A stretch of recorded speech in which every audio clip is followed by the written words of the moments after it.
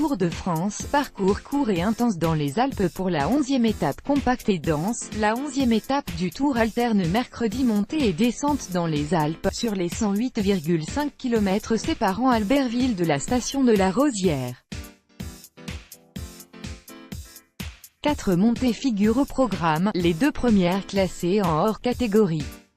La montée de Bizane, 12,4 km à 8,2%, escaladée pour la 2e fois dans l'histoire de l'épreuve, est abordée une douzaine de kilomètres seulement après le départ.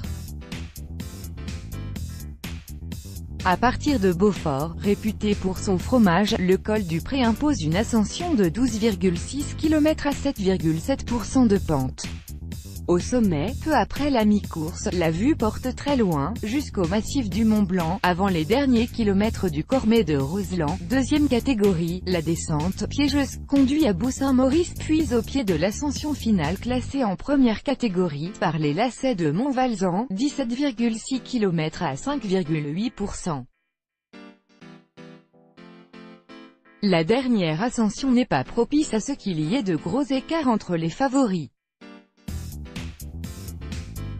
Un groupe est souvent avantagé au pied de l'ascension ou sur le haut, estime Romain Bardet, qui avait été dominé lors du Dauphiné, dans une étape quasi comparable, par Geraint Thomas. La Rosière, une station, 700 habitants, située sur les pentes du col du Petit Saint-Bernard à la frontière franco-italienne, accueille le Tour pour la première fois. Départ d'Albertville à 14 h, départ réel à 14h05, arrivée à la Rosière vers 17h23, prévision à 33 km/h de moyenne. Tout droit de reproduction et de représentation réservé, copyright 2018, Agence France Presse.